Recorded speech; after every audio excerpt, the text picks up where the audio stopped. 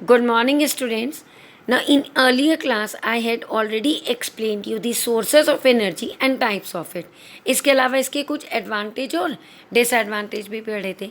Now, today I am going to explain the fossil fuels. Fossil fuels क्या होता है, इनके क्या uses होते हैं और क्या एडवांटेज और क्या डिसएडवांटेज होते हैं. एक्चुअली क्या होता है कि जो डेड एनिमल्स और प्लांट्स हो जाते हैं, जो बेकार हो जाते हैं, जो एनिमल्स जिनकी डेथ हो जाती है, उनको हम लोग ज़मीन में ही गाड़ देते हैं.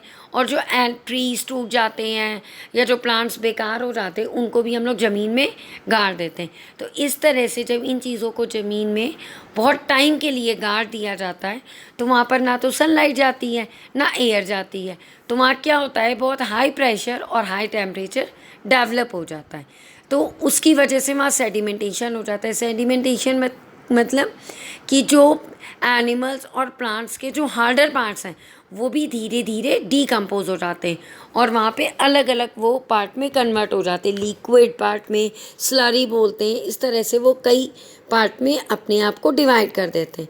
फिर वहाँ पर बहुत टाइम के बाद जब ये कुछ नेचुरल प्रोसेस की हेल्प से, sedimentation, high pressure, high temperature, इन सब प्रोसेस की हेल्प से वो जो ये चीज़ें हैं, ये किस में कन्वर्ट हो जाती है, फॉसल्स में कन्वर्ट हो जाती हैं और फिर इनको फ्यूल में कन्वर्ट कर दिया जाता है.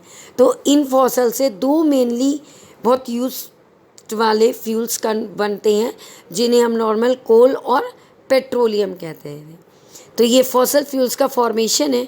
During its formation an entire organism और its parts often get buried into the sand और mud. Then these decay and disintegrate, leaving no signs of their existence. In fact, harder part of the organism after their death settle down and are covered by the sediments and subjected to the extreme pressure and temperature of the earth. और इस process को fossilisation भी कहा जाता है. Actually इस fossil fuels के कुछ एडवांटेज भी होते हैं. जैसे पहला मेन एडवांटेज जो इसका है कि it is used in the thermal power plant to generate electricity. इन्हें थर्मल पावर प्लांट में इलेक्ट्रिसिटी जनरेट करने के लिए यूज़ किया जाता है. लेकिन इसके डिसएडवांटेज कुछ ज़्यादा होते हैं. जैसे एक तो ये non renewable sources of energy होते हैं, मतलब ये दोबारा से रिसाइकिल्ड नहीं होते. नेक्स्ट जो है, burning of fossil fuels cause air pollution. Actually क्या होता है, जब ये फॉसल फ्यूल्स बनते हैं तो इनमें केमिकल एनर्जी स्टोर होती है. क्यों? क्योंकि केमिकल प्रोसेस के बाद ही ये जनरेट होते हैं, तो इनमें केमिकल एनर्जी स्टोर होती है. जब हम इसे बर्न करते हैं तो ये केमिकल एनर्जी उनकी हीट एनर्जी में कन्वर्ट हो जाती है. और जब ये हीट एनर्जी में कन्वर्ट होती है तो ये वहाँ पर पॉल्यूट कर देते हैं एनवायरनमेंट को.